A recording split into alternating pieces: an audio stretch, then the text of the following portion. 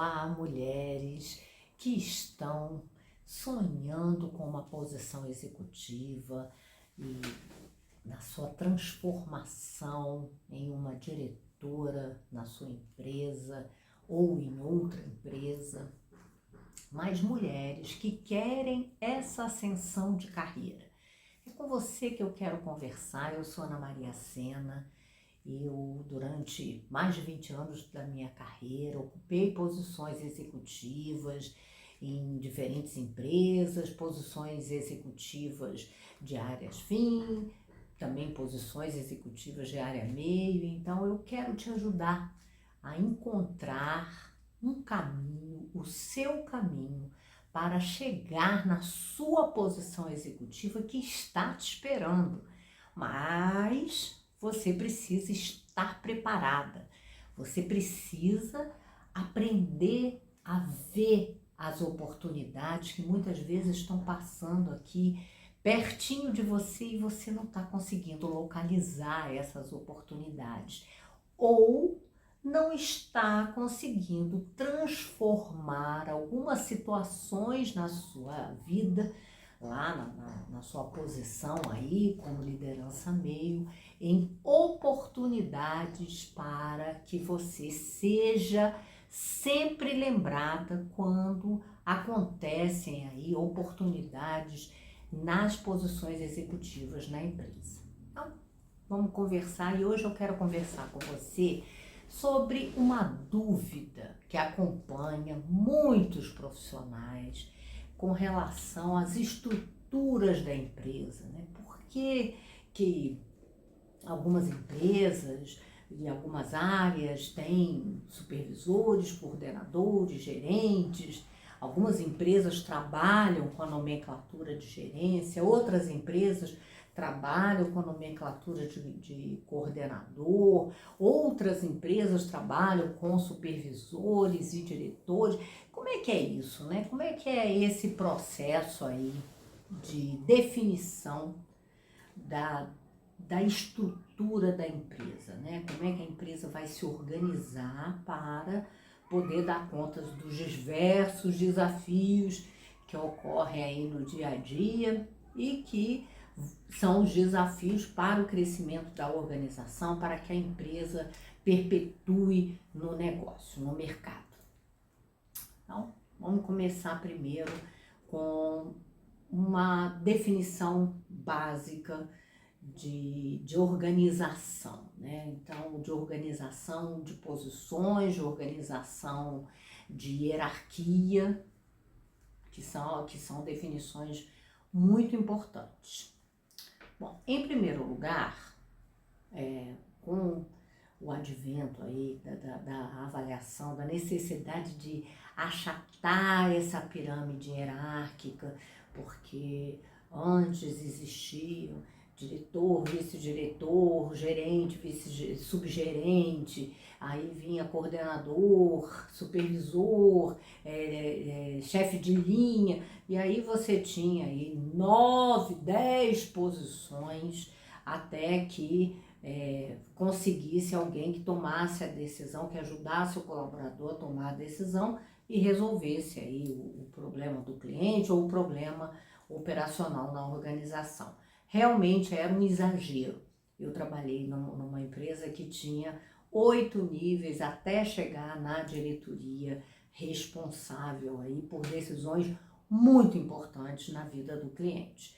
Então, não era possível isso, né? Era na verdade, uma burocracia. Então, realmente, houve a necessidade de achatar, da gente diminuir esse número infindável aí de níveis hierárquicos. Mas por que ainda existem, por exemplo, áreas ou empresas que possuem uma estrutura mais hierarquizada nesse sentido de ter o diretor, o gerente, de ter o coordenador, de ter o supervisor, de ter ainda poder ter até um chefe aí entre o supervisor e a equipe, né? Bom, isso depende da quantidade de colaboradores envolvidos ali no trabalho. Então, deixa eu explicar melhor para vocês, porque essa é uma divisão, assim, uma definição meio básica. Principalmente nas áreas mais operacionais, ou que tem a ver com produção ou com o atendimento ao cliente, existe sim um critério para definir essa hierarquia. E esse critério tem a ver aí com um número de colaboradores que estarão definidos ali dentro de um nível. Deixa eu explicar melhor. Você tem, por exemplo, uma área que tem 100 colaboradores envolvidos aí com uma atividade, ou com a produção de um produto, ou com atendimento ao cliente. E esses colaboradores estão basicamente assim na mesma linha, né? Não existe um diferencial de conhecimento, de competência, de até nomenclatura de cargo entre esses colaboradores. Eles são todos envolvidos aí com a operação. Então, vamos supor que sejam 100 colaboradores. Quando a gente possui 100 colaboradores, é muito necessário que a gente divida aí esses colaboradores em equipes menores. Por quê? Porque esses colaboradores vão precisar ser treinados, eles vão precisar ser organizados nas suas atividades de trabalho, eles vão precisar receber feedback, eles vão precisar ser controlados no sentido aí do horário de chegada, o horário de saída, com relação à frequência, né? Então, todos os controles aí necessários para que a operação flua bem. Porque se o colaborador pode faltar, se o colaborador não precisa ir, por que ele existe dentro da estrutura? Então, é claro que nesse sentido existe aí uma necessidade de gerir o colaborador. Então, além de liderar o colaborador, é preciso gerir esse colaborador. É impossível que uma pessoa consiga, em 30 dias de trabalho, gerir 100 outras pessoas.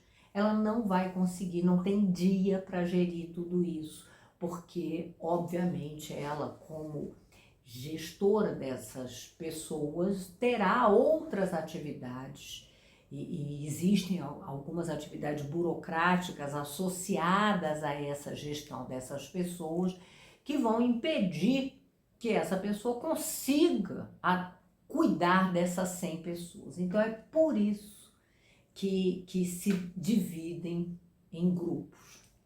Então, qual é o tamanho ideal do grupo? Que seria o tamanho mais ideal seria próximo de 15. Mas 15, vejam bem, é um número assim muito maravilhoso, né? Um número assim super especial. O número usual, quando você tem um volume maior de colaboradores, é trabalhar em torno de 20. 20, 21, 22, então, no caso, se tem 100 colaboradores, será necessário dividir em 5 grupos. Ah, mas a empresa vai optar por 4, vai sobrecarregar aí, mas não é impossível. É mais complicado, é mais difícil, mas não é impossível.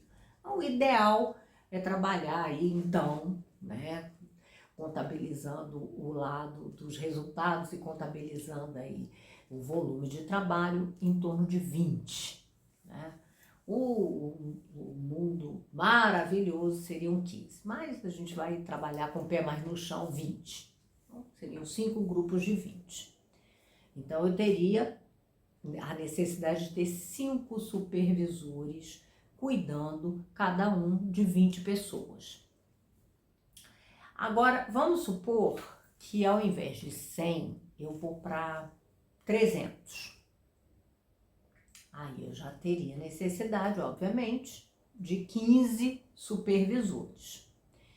15 supervisores, 15 linhas, né? Provavelmente terão horários de trabalho diferenciados, principalmente em áreas que têm um volume maior de produção, muitas vezes trabalhando 24 horas, essa necessidade de trabalhar 24 horas já traz uma necessidade de ter supervisão à noite também.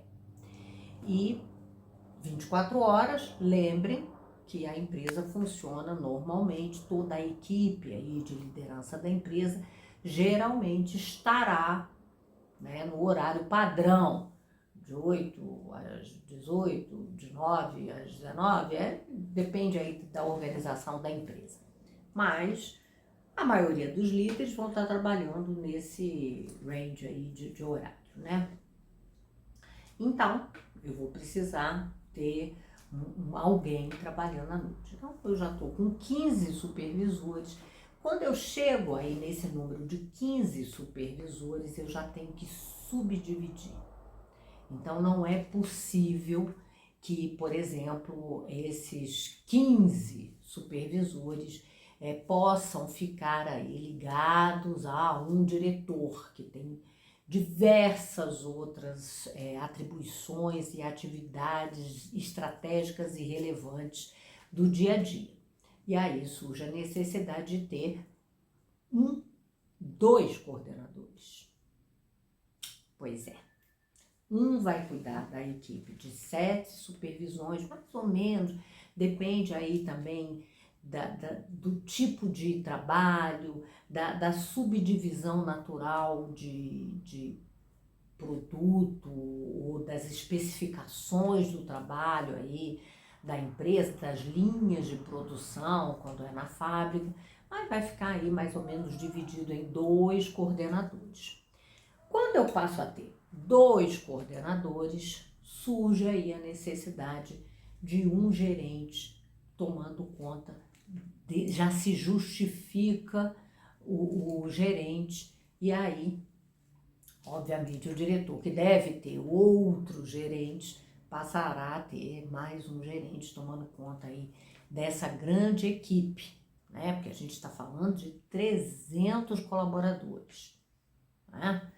Provavelmente o diretor vai ter 500, 600, 700 colaboradores ligados a ele, mas aquele gerente tem os 300 colaboradores ali.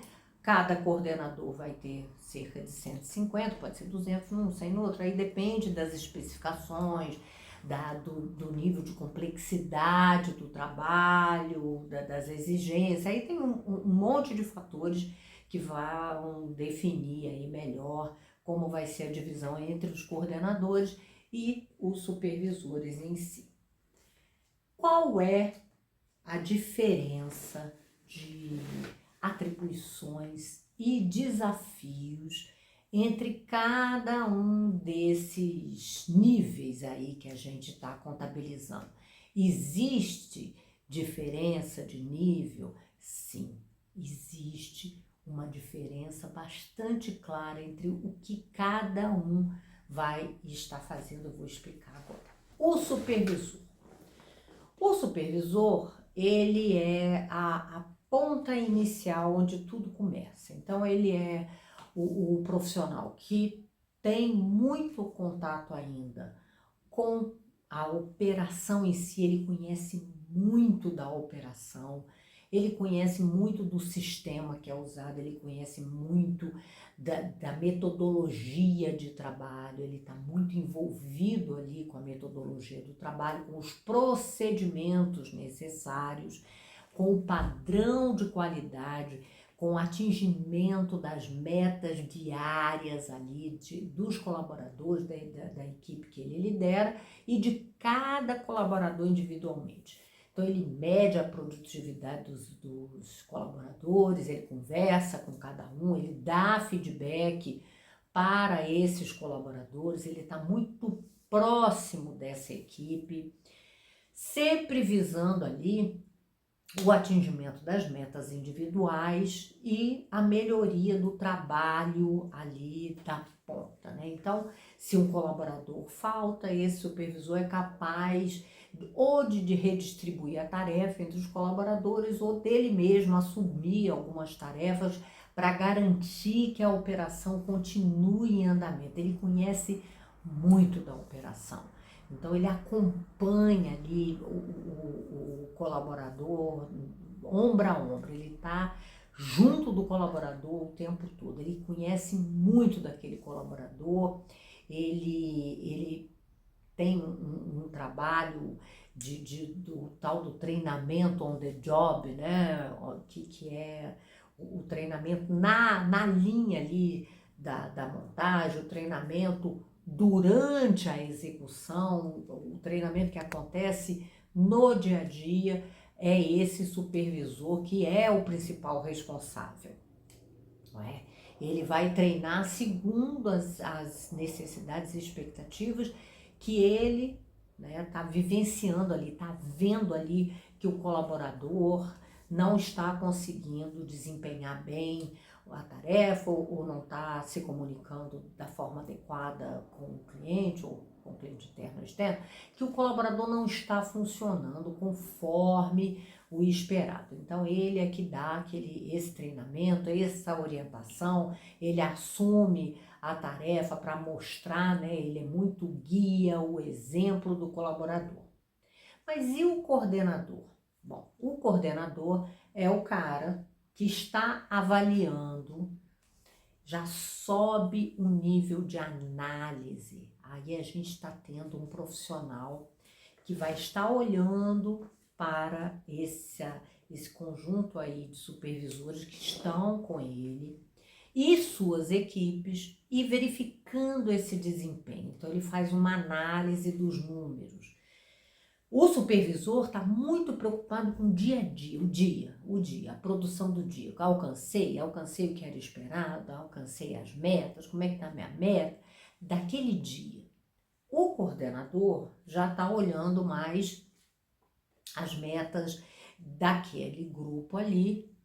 Além do dia, ele já pensa também na questão do mês, né? Será que nós vamos alcançar? O que será preciso fazer para que a gente possa melhorar aqui o nosso desempenho enquanto equipe, né? No nosso exemplo, eram já 150 colaboradores ali, né? Com aquele coordenador, né? Então tem bastante gente que está com aquele coordenador, que ele tem ingerência sobre a vida e ele já está fazendo análises mais complexas da equipe, de cada equipe. Ele já não está tão preocupado com os desempenhos individuais, ele aponta um problema no resultado da equipe para que o supervisor identifique. Ele pode até junto com o supervisor identificar os gargalos individuais, mas ele olha mais para a equipe como um todo, o desempenho da equipe em relação ao desempenho da própria equipe no passado, em relação às outras equipes que estão sobre a gestão dele. Então ele faz uma análise, ele já está olhando ali para um pedaço da floresta, né? O supervisor cuida das árvores, vê as árvores, o coordenador já tem que sair um pouco dessa visão de árvore e ter uma visão daquele pedacinho ali da floresta, como é que está indo, ou quais são os desafios, quais são as oportunidades, quais são as coisas que possam estar prejudicando o desempenho, já olha para os processos, já fica preocupado aí com processos que possam estar prejudicando a produtividade, já fica preocupado com a parte do método, né, de trabalho que as pessoas estão adotando, se é o melhor método, se está dando os resultados, se o treinamento da equipe funcionou, se o sistema está funcionando adequadamente. Por quê? Porque ele tem 7 equipes, ele consegue, né, visualizar se o sistema realmente está ajudando a acelerar ou se ele está impactando negativamente. Ele já tem uma medida de valor sobre isso, né? E ele já tem também mais propriedade para levar para o gerente e para o diretor as oportunidades de melhoria e de mudança para que os resultados sejam alcançados. Então, o supervisor é o dia a dia mesmo, dia após dia. O coordenador já está olhando ali de uma forma, já está fazendo uma análise maior, uma análise do grupo, uma análise comparativa entre as equipes, já está olhando para os processos, já está olhando para o método de trabalho, já está olhando para o sistema, já está junto com o outro coordenador, verificando se alguns dos problemas que ele observou também foram observados, já tem uma troca com o outro coordenador que tem talvez outros produtos ou outro tipo de cliente que ele está lidando, mas ali os dois vão tendo uma troca e uma análise mais complexa. Esse é um ponto muito importante, que é a questão da análise, tá, gente? Então, para um bom gestor, a análise do que está acontecendo é fundamental. O coordenador já não tem tanto a barriga no balcão como o supervisor tem. Então, na ausência de um colaborador, é muito difícil que o coordenador vá lá assumir a tarefa de um colaborador. Ele até pode assumir aí uma unidade, né? um grupo de um supervisor nas férias dele, mas é muito mais comum que um colega acumule duas equipes do que o coordenador assumir a equipe ali de um supervisor. Então já sobe o nível de gestão, né? O tipo de gestão que o coordenador faz e o tipo de gestão que o supervisor faz. Mas e o gerente? Qual é a diferença do gerente? A diferença do gerente é que ele já tem uma necessidade bastante importante de relacionamento com outros gerentes da empresa. Ele pode ser o facilitador, o dificultador de que problemas observados na operação possam ser solucionados. Ou seja, é o gerente que vai receber do coordenador os inputs. Olha, o sistema está causando esse problema, temos que resolver. Ele é que vai conversar com o outro gestor responsável pelo sistema para juntos aí tentarem uma solução para o problema identificado. Então, supervisores cuidam das pessoas que estão na operação, que estão fazendo, são capazes de assumir a operação se for necessário, sabem fazer e fazem muito bem.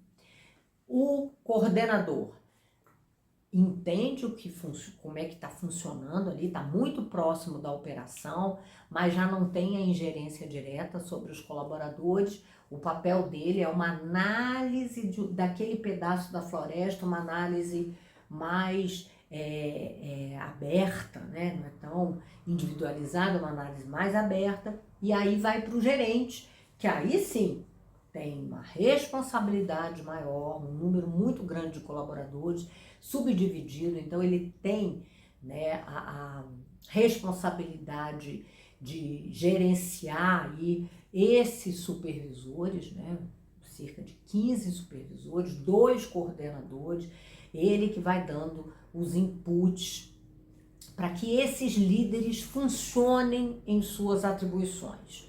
Então ele conversa com os coordenadores sobre as equipes, a produtividade das equipes, aí ele já não tem mais praticamente nenhuma ingerência sobre os colaboradores, conhece alguns colaboradores, mas sem ter muita intimidade, sem estar no dia a dia dos colaboradores, porque muito do tempo do gerente vai estar ali também na questão política com os outros gerentes da empresa, que podem facilitar muito em termos de solução de problemas dessa operação, né? Então, outros gerentes que possam estar ajudando a melhoria dos processos, outros gerentes que possam estar ajudando no método, em simplificação do método de trabalho, e outros gerentes que possam estar ajudando na melhoria do sistema operacional. Então, ele cuida disso tudo e, obviamente, ele cuida do treinamento, não só, né, do grupo como um todo, dessa operação para garantir que as coisas funcionem, mas principalmente de seus líderes, né? Então ele tem que cuidar para que os supervisores se tornem líderes cada vez mais importantes. Ele recebe muito input sobre a qualidade de liderança de cada um desses supervisores, aí muitas vezes envolvem críticas, então é preciso agir junto com o coordenador para que o supervisor possa estar melhorando esse desempenho. Muitas vezes é do coordenador, então o gerente tem que agir rápido para a melhoria do desempenho do coordenador enquanto líder, enquanto gestor, né?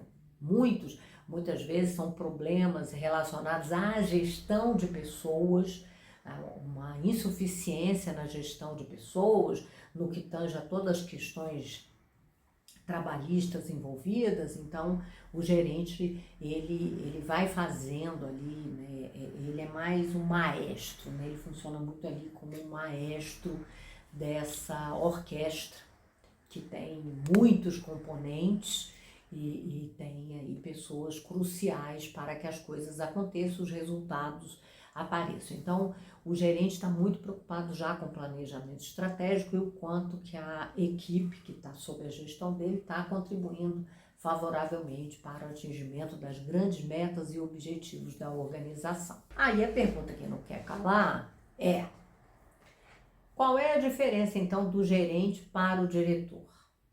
Bom, de modo geral, quando a gente está falando de uma operação pesada como essa que eu estou dando de exemplo, é óbvio, né, que o diretor deve ter outros gerentes. Ele não deve ficar somente tendo um gerente. Por quê? Por que um diretor não pode ficar tendo um gerente só e essa subdivisão toda devido ao quantitativo de pessoas? E a resposta é: a gente não deve nunca ter uma estrutura salsichão. O que é uma estrutura salsichão?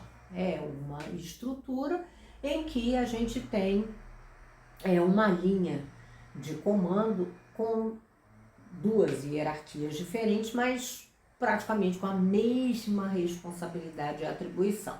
Aí realmente não faz nenhum sentido você ter um diretor e um gerente.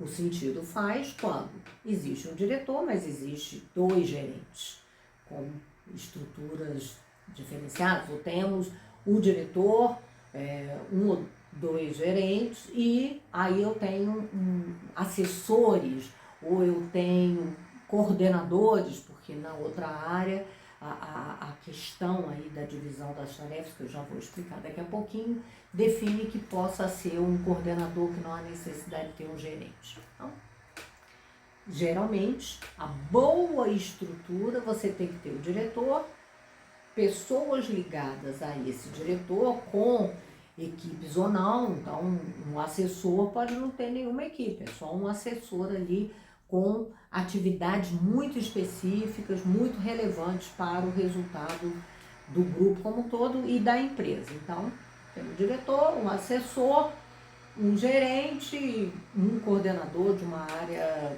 que foi definido que seria, na estrutura da organização, uma coordenação e não uma gerência. Então, está aí uma definição que permite, sem dúvida nenhuma, a existência, que faz sentido a existência. Se existe um diretor e um gerente apenas, os dois vão praticamente estar fazendo a mesma coisa. Mas qual é a grande distinção do diretor para o gerente? A grande distinção é que o diretor faz parte da equipe de diretores da empresa. Diferentemente do gerente, que está ligado à equipe do diretor e que funciona ali, né, dentro dessa realidade, e que com outros gerentes não é uma equipe de gerentes, né? Você tem um grupo dos gerentes da empresa e não uma equipe de gerentes. Na diretoria é uma equipe. Na diretoria, Só vamos ter resultado se os diretores funcionarem como uma equipe e se sentirem à vontade de trazer questões, de questionar o funcionamento, a qualidade dos resultados, quando eles posicionam, né, de maneira aberta, educada e aberta sobre os problemas que possam estar aí prejudicando o andamento da organização.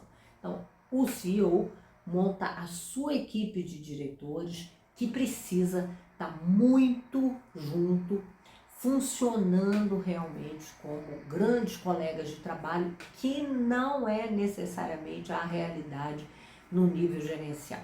É muito difícil que uma organização tenha gerentes que atuam em áreas muito diferentes, se sentindo parte de uma equipe de gerentes, né? Eles se sentem muito mais parte de uma equipe na sua diretoria. Então, ali naquela diretoria, eles se sentem parte ali daquela diretoria.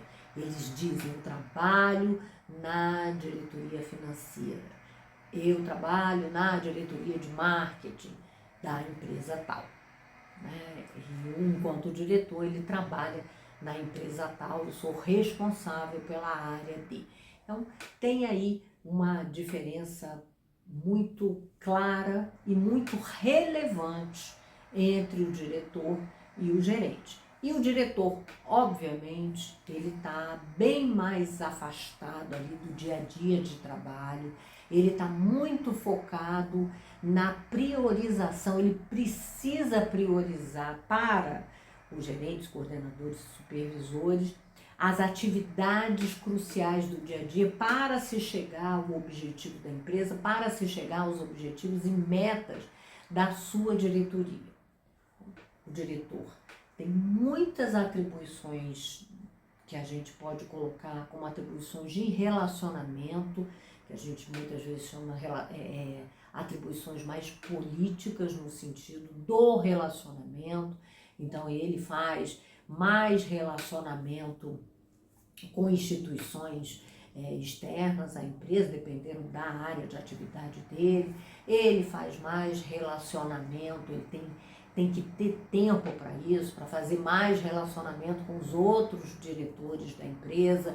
Ele tem mais atribuições de representante da empresa, então ele vai fazer apresentações representando a empresa, ele vai compor aí fóruns em que ele vai estar lá representando a empresa, ele vai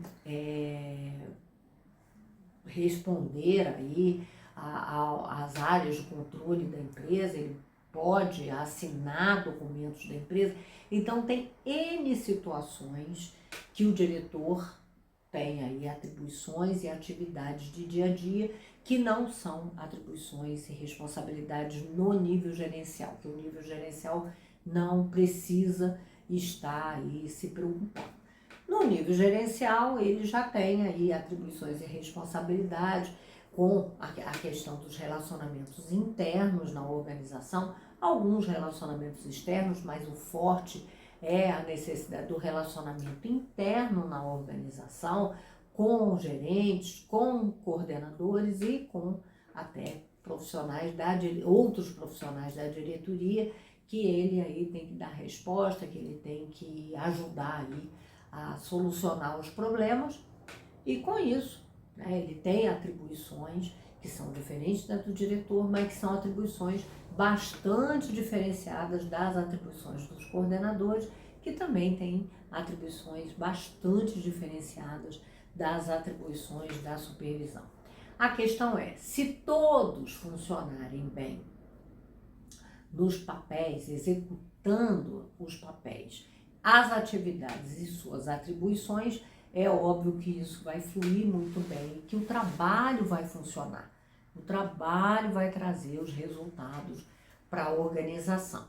O que acontece muitas vezes é que alguém, né, ou o diretor, ou o gerente, ou o coordenador, ou o supervisor mesmo, não assumem algumas tarefas importantes e isso obviamente volta para cima. Então, vamos supor, o supervisor não está fazendo o controle da frequência dos seus colaboradores corretamente. O coordenador vai ter que intervir e vai ter que ele mesmo resolver esses problemas, essas questões que estão surgindo. O coordenador não está fazendo uma análise da produtividade das suas equipes, não está dando feedback para os supervisores adequadamente, então o gerente vai ter que entrar e dar feedback para os supervisores, até de repente substituir aí esse coordenador, no caso do coordenador, substituir o supervisor. Então, as atribuições são diferenciadas e a gente sempre vai ter problema quando uma das partes não cumpre atividades, tarefas e não assumem suas responsabilidades principais, porque isso vai levar a um acúmulo para os outros. Mas o que acontece na maioria das áreas, principalmente as áreas meio? A gente não tem, graças a Deus, esse grande número de colaboradores. E mais, a gente tem geralmente equipes bem enxutas, mas com diferenciação no cargo dessas pessoas que estão ali na operação, fazendo as coisas acontecerem.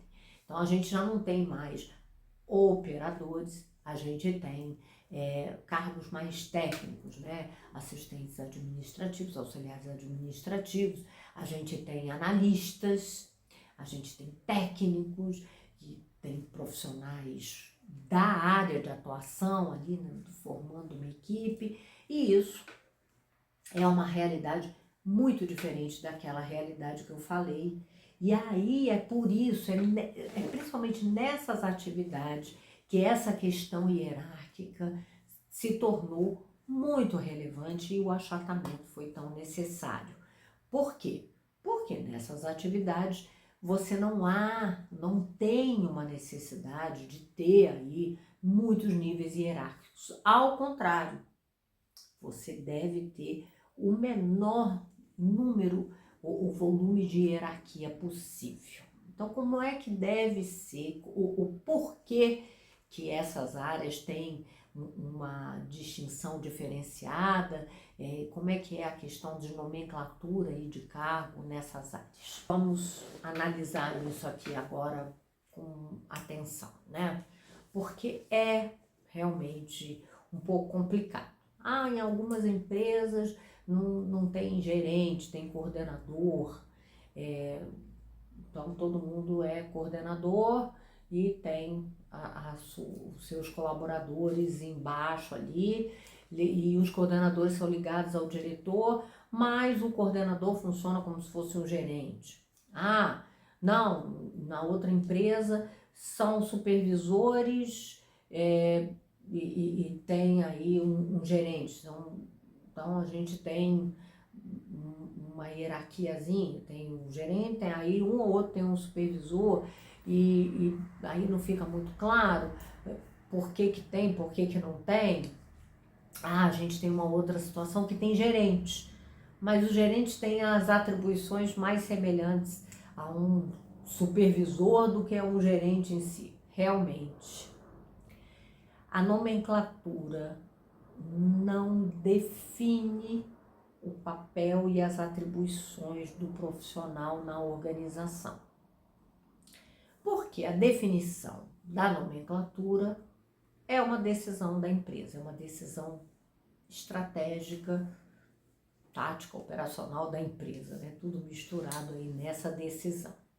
Então, algumas empresas dão o título, né, de gerente para realmente fazer com que a pessoa se sinta reconhecida, para que a pessoa se sinta mais importante no papel, e realmente o gerente é um cargo que o mercado valoriza. Então, uma pessoa que chega no nível gerencial realmente é uma pessoa que se diferencia de outras, né? Vocês aí que são gerentes, supervisores, coordenadores, sabem a importância já de estar exercendo uma posição de liderança quando, em relação a não ter essa posição de liderança, a ser um operador ou um analista, um auxiliar administrativo, assistente administrativo.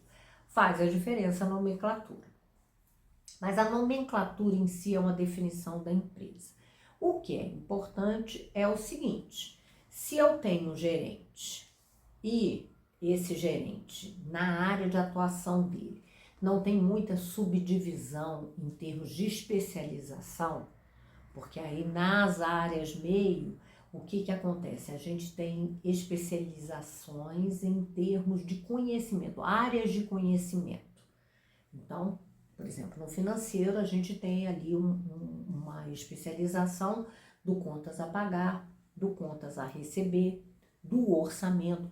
Os profissionais têm uma vivência diferenciada, os profissionais têm uma qualificação diferenciada. Então, com isso, você vai criando aí subdivisões. Pode ser o gerente com analistas, né, e direto a ele, excelente, é uma estrutura bem enxuta, bem ágil. Qual é o problema dessa subdivisão? É que todas as atribuições que eu falei, que um supervisor tem, que um coordenador tem, têm que estar sendo exercidas pelo gerente.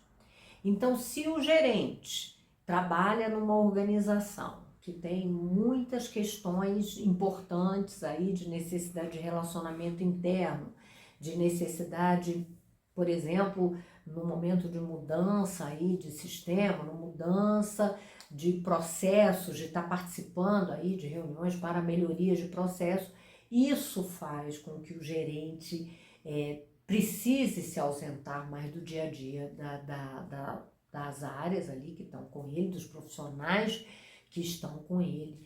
E esses analistas tendem a se sentir muito solitários, né? E podem ter medo de tomada de decisão, ficam esperando o gerente e aí o trabalho ele vai sendo mais lento, né? Isso vai trazendo lentidão de resposta às demandas, às soluções de problemas, às mudanças necessárias.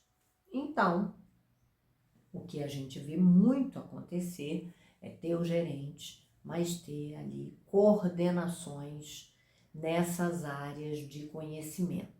O objetivo de ter o coordenador, neste caso, não é porque a gente tem aí um monte de supervisor ligado a ele, é porque a gente tem alguns analistas ligados a ele numa área de especialização, de conhecimento bastante diferenciado, e esses analistas vão ter uma resposta no tocante à tomada de decisões de um nível mais alto do que eles são capazes de realizar, né? Então, eles vão ao coordenador e o coordenador analisa e toma as decisões, e em alguns casos aí sim leva para o nível gerencial para resolver.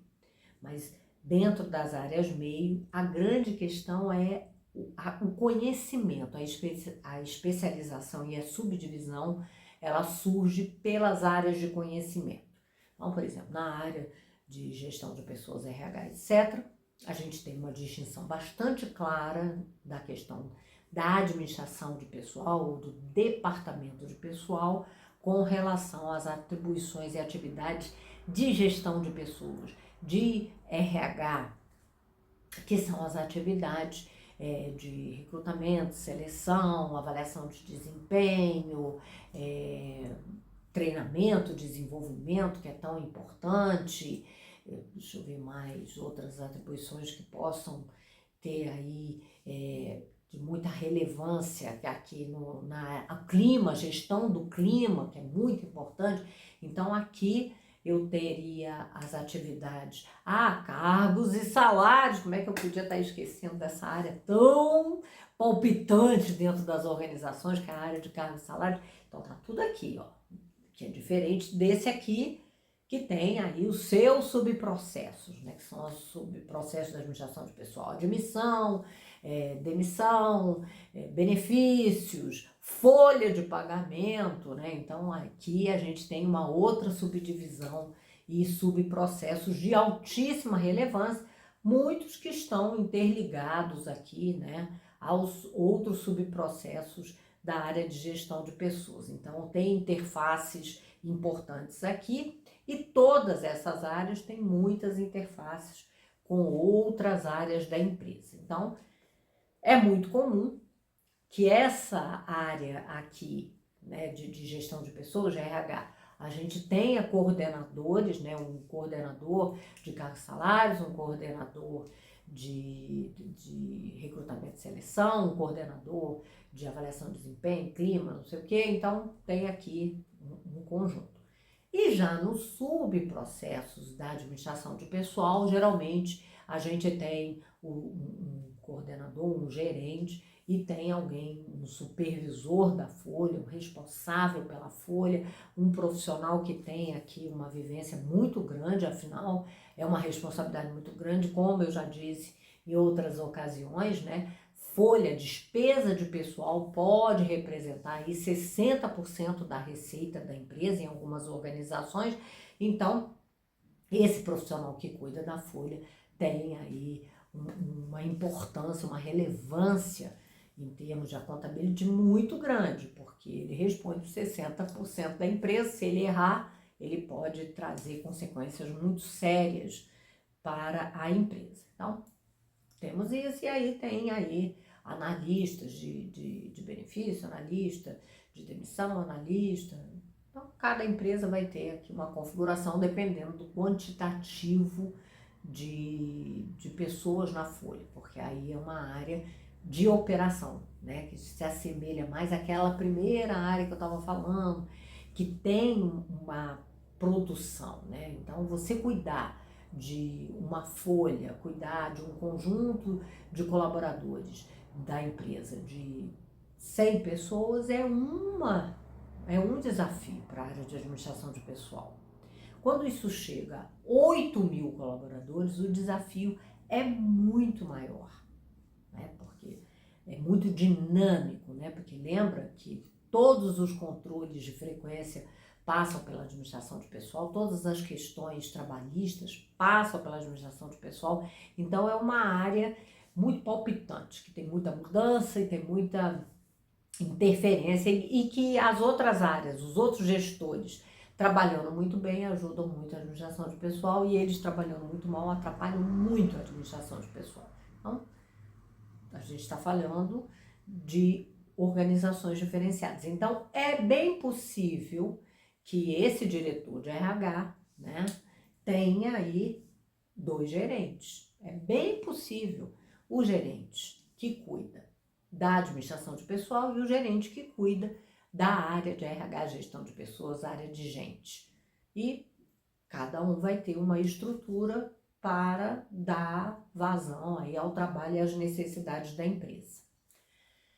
O importante aqui é que a gente começa a entender que lá, quando a gente fala de produção, né, até aqui a administração de pessoal é um pouquinho parecida com isso de produção, o volume de gente interfere na quantidade de colaboradores e na estrutura que a gente vai ter, não é? Por exemplo, uma empresa diversificada, um grupo de empresas diversificado, o que acontece?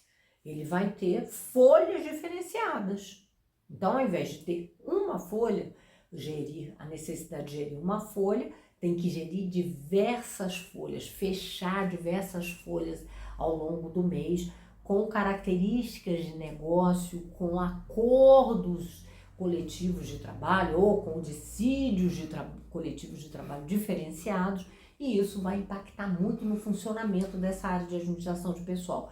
Então, é bem provável que exista um gerente, mais alguns coordenadores aqui, né? Pode ser que uma área muito grande, né, uma empresa muito grande, tenha o seu próprio coordenador, que é responsável pelo fechamento da folha, dessa empresa maior, e as empresas menores subdivididas conforme a similaridade que elas possam ter, e ter 1 ou 2 coordenadores aí. Então, essa área de administração de pessoal, ela guarda semelhança com as áreas de operação, áreas de produção que eu tinha dito antes, né? Então, pode ser que possa haver, sim, diretor, gerente, coordenadores, supervisores, depende aí do volume de trabalho, até chegar em quem faz, né? Nos operadores do trabalho. Já que nessa área de gestão de pessoas, a gente tem a subdivisão baseada no conhecimento, na área de especialização. E com isso, a gente não há realmente necessidade de ter uma hierarquia maior, né? De ter supervisores, por exemplo. E a gente só, né, vai ter um coordenador aí, se for necessário, né? Se essa área de especialização pedir um coordenador, tenha muitas decisões a serem tomadas, tenha muitas questões a serem definidas e o gerente, obviamente, participar de muitas reuniões, muitos eventos relacionados aos processos na empresa. O que acontece geralmente é que também dentro das organizações é mais fácil muitas vezes a conversa com os clientes internos quando se tem um coordenador, né? Quando o coordenador está ali conversando com o cliente interno, o gerente de uma área, ele aceita melhor um posicionamento de um coordenador do que de um analista. Então, se o cliente interno tiver o seu trabalho sendo conduzido por um analista, frequentemente ele vai pedir a presença do gerente para validar esse trabalho. E isso pode tornar o dia a dia inviável, porque a gente está falando de vamos pegar só essa área aí de gestão de pessoas, a gente tem diversos desafios, diversas necessidades.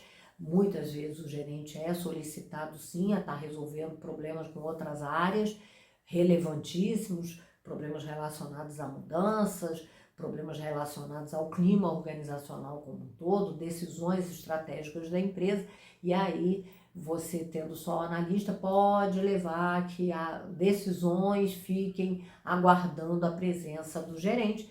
Tendo o coordenador, isso já minimiza muito, porque diversas decisões serão tomadas sem a necessidade da presença do gerente, já que existe o coordenador.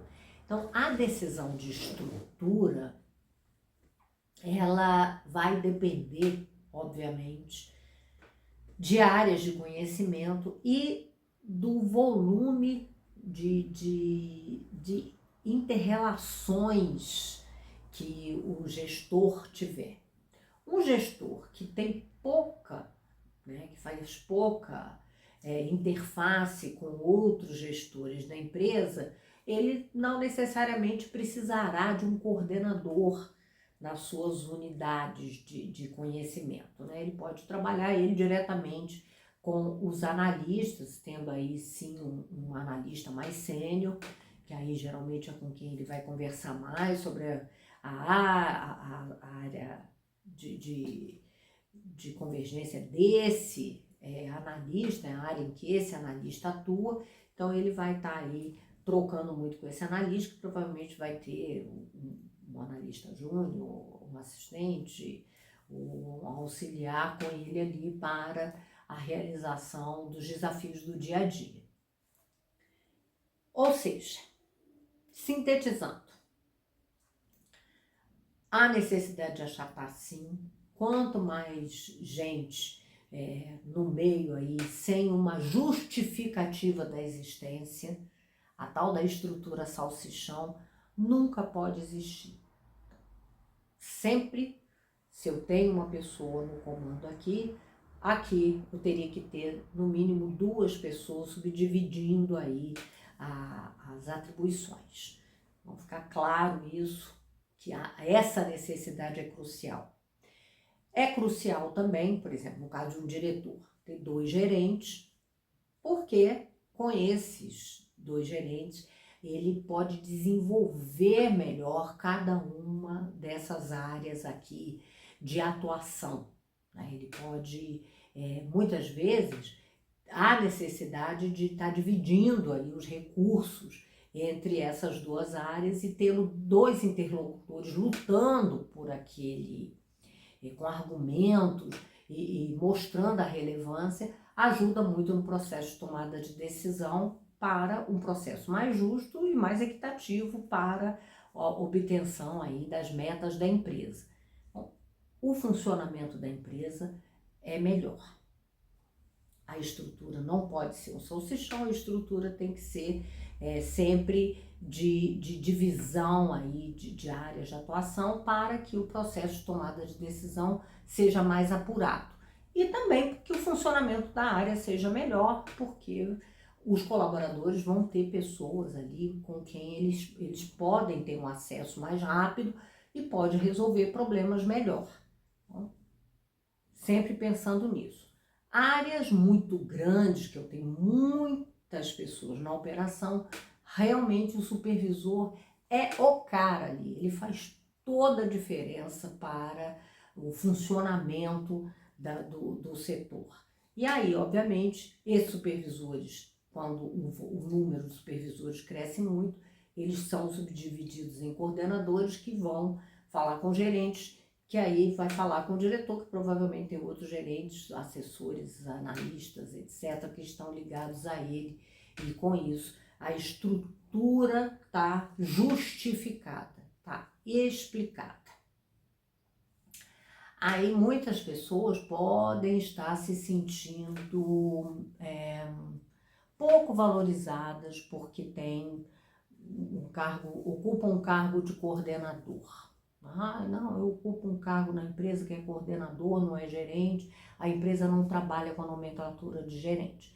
Não se sinta diminuído porque, por exemplo, se você sair da empresa, se você quiser aí assumir um outro desafio numa outra empresa, quando você descrever as suas atribuições, os seus desafios, as pessoas claramente vão entender que são desafios compatíveis com uma posição de gerência. Então, a nomenclatura em si não faz muita diferença se ela for acompanhada de atribuições e de autonomia de tomada de decisão compatível com o nível gerencial. Ela é importante, sim, para a pessoa, mas pode gerar confusão. Então, a empresa tem que estar muito atenta a isso, né? Porque muitas vezes você tem uma área que o diretor faz a opção de chamar de coordenadores, né? Não chama seus gerentes de gerente, chama de coordenadores. Isso significa que ele vai ficar sobrecarregado com algumas atribuições de gerente que ele não vai ter, porque ele vai ter coordenadores e ele vai assumir algumas atribuições do gerente. E aí, em comparação a outras áreas que tem gerentes, aí a gente tem uma sensação de inequidade, né? Poxa, por que eu sou coordenador e lá é gerente? Qual é a diferença? Então tem que estar muito atento ao funcionamento da empresa como um todo, tem que ser compatível com o funcionamento da empresa como um todo. Porque senão cria uma sensação de, poxa, ele é valorizado, eu não sou. Isso realmente é muito ruim. Se você não está satisfeito com a nomenclatura do seu cargo, com a posição que você está ocupando na empresa e não percebe que pode mudar, você tem que avaliar se você deve sair da empresa. Porque a gente fala com as pessoas e não das pessoas. Em primeiro lugar, vai conversar com a sua liderança e vai expor a sua insatisfação, vai mostrar, né, a importância do seu trabalho, a relevância das suas atribuições, a similaridade entre as suas decisões, a sua importância política na empresa e a de outras áreas que têm a mesma nomenclatura, buscando aí um consenso para a mudança. Se isso não acontecer, então é melhor realmente buscar uma outra oportunidade no mercado ou entender que esse é o formato e aceitar isso, até que possa existir um momento em que a mudança se torne viável. O mais importante é, a gente não fala mal da empresa, a gente fala com a empresa, e aí, no caso, o representante da empresa é o seu líder imediato. Aí é com ele que você tem que conversar primeiro, em primeiro lugar. E a gente não fala mal da empresa, porque enquanto a gente está dentro da empresa, a gente é a empresa. E se a gente for mudar de empresa, a outra empresa espera que você seja muito hábil e coerente nas suas manifestações, e você não marca ponto com ninguém falando mal da empresa onde você trabalha. Você não vai se valorizar, você não vai ter maiores facilidades para obter nada e para mudar. Então, não fale mal da sua empresa. Essa é uma boa ideia para você hoje. Fica com essa dica. Nunca fale mal da sua empresa, você não ganha nada com isso. Se você não está satisfeito, fale com quem possa mudar, né? Fale com a empresa, e se mesmo assim você continuar insatisfeito, busque uma outra posição aí no mercado. Eu espero ter te ajudado com relação ao entendimento maior aí desse funcionamento, dessa dinâmica de estrutura, como é que se define estrutura. Realmente é um assunto que as empresas sempre discutem no planejamento estratégico e sempre ocupa aí diversas análises, etc. Mas, para mim, um grande definidor é um quantitativo de profissionais que eu consigo estar liderando de uma forma consistente. É assim quando a gente tem uma estrutura mais hierarquizada, e quando a gente consegue ter uma estrutura menos hierarquizada, é pela área de conhecimento que a gente vai fazendo as distinções e toma a decisão de ter uma liderança ou não abaixo, conforme aí a própria disponibilidade do gestor ali dessas unidadezinhas. Então, se vocês têm ainda alguma dúvida, pode perguntar que eu vou tentar ajudar, tentar esclarecer. Me conta aí como é que é a sua vida, o que você gostou do filme, o que você não gostou, o que você aprendeu. E tira dúvida também. Se você tiver dúvida, faça as suas perguntas que a gente está aqui para tentar esclarecer. Até o próximo!